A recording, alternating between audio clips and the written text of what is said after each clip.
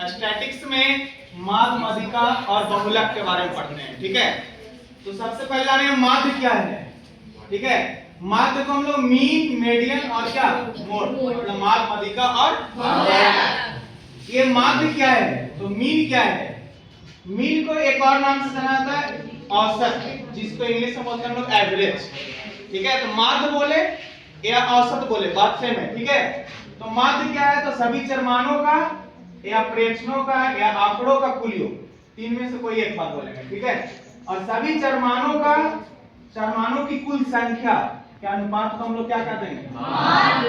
ठीक है, इसको x बार से सूचित करते हैं हम लोग। ठीक है, इसको बोलते हैं x रेकरिंग। ठीक है, x बार से इसको डिनोट किया जाता है। माध्य या औसत दोनों सेम वर्ड है। ऐसे माध्य को इंग्लिश में बोलते हैं मीन, लेकिन औसत को क्या बोलते हैं, एवरेज। इसका फार्मूला सेम होता है, योग बटा संख्या। योग मतलब समझना, शॉर्ट में ये फार्मूला लिखा गया, मतलब योग मतलब समझना सभी चरमानों का कुल योग बाई सभी चरमानों की कुल संख्या। और योग का मतलब योग बराबर, यहाँ से देखो यहाँ तीन फार्मूला निकलेगा, माध्य बराबर योग बटा संख्या है या औसत बराबर योग बटा संख्या है। तो देखो योग, योग को यही रहने देंगे, ये डिवाइड में है। ठीक है, ये कहाँ है, डिवाइड में है। तो डिवाइड से इधर कहाँ भेजेंगे, इसको गुना में आ जाएगा, इधर क्रॉस मल्टीप्लाई हो जाएगा। तो योग बराबर औसत गुने क्या हो गया। ठीक है, फिर देखो यहाँ से संख्या है, संख्या को अगर यहाँ लाएंगे तो ये माध्य वहां पहुंचता है। तो देखो संख्या बराबर योग बटा औसत या योग बटा माध्य, योग बटा माध्य सेम है। ठीक है, तो ये तीन फार्मूला निकलता है माध्य से। ठीक है, फिर देखो जब माध्य हम लोग पढ़ते हैं, ये सब ये फार्मूला जो है वो सिर्फ और सिर्फ अवर्गीकृत सारणी के लिए है। वर्गीकृत सारणी के लिए फार्मूला नहीं है।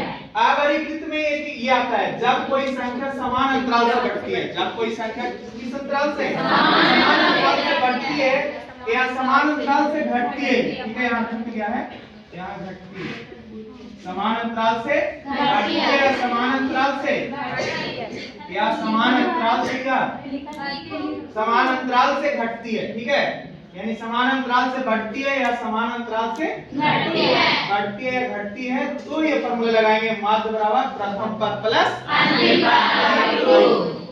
ठीक है, प्रथम पद प्लस अंतिम पद बाई 2। जैसे देखो एक अवर्गीकृत सारणी के लिए सब फॉर्मूला है। ठीक है, माध्य में कौन सारणी के लिए, लेकिन जब वर्गीकृत बोलेगा तो माध्य बराबर लगाएंगे सिग्मा ए। इसी में आता है पद विचलन विधि, विचलन विधि, लेकिन यहाँ उसके लिए इंपॉर्टेंस नहीं है बोर्ड के हिसाब से। ठीक है, देखो ये माध्य, माध्यिका, बहुलक, ये माध्य जाने हम लोग। ठीक है, फिर उसके बाद माध्यिका। माध्यिका क्या है, तो माध्यिका आप लोग जानते हैं, डिफिनेशन माध्यिका का आप लोग के लिखाया गया पहले कि चार मान के बारंबारता को, चार मान के बारंबारता को दो बराबर भागों में बांटने वाला को क्या कहते हैं, वो माध्यिका कहलाता है। चार मान को जो दो बराबर भागों में बांट दे उसे हम लोग क्या कहेंगे, माध्यिका।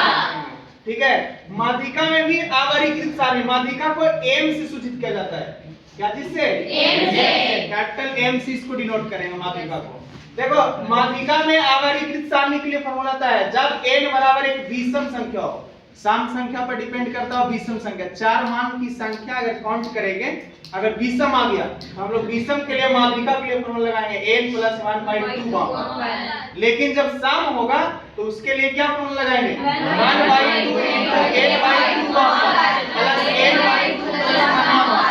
क्लियर? अब देखो ये वहां पद क्या है, तो चार मान को अगर हम लोग बढ़ते क्रम में या घटते क्रम में सजाएंगे तो वो बढ़ते क्रम में या घटते क्रम में सजाया गया है उसी को हम लोग क्या कहेंगे, वहां पद।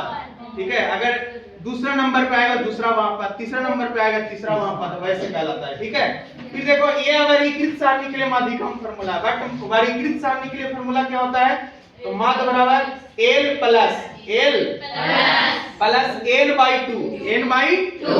माइनस c डॉट f मतलब संचयी बारंबारता, कौन बारंबारता, संचयी बारंबारता, बटा f गुणे a। इसमें n/2, n यहाँ है बारंबारता का कुल योग, बारंबारता का कुल योग, और बारंबारता के कुल योग को अगर 2 से डिवाइड करेंगे तो वो n/2 कहलाता है।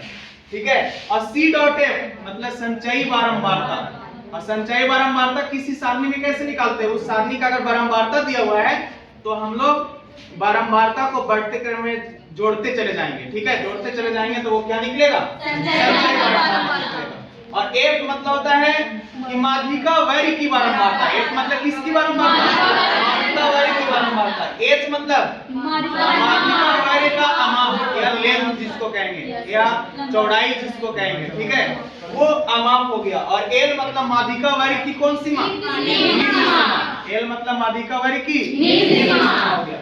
अब देखो हम लोग जानेंगे कि बहुलक क्या है। तो बहुलक देखो ये डिफिनेशन का भी काम करता है और अवर्गीकृत सारणी में फार्मूला का भी काम करता है, ठीक है।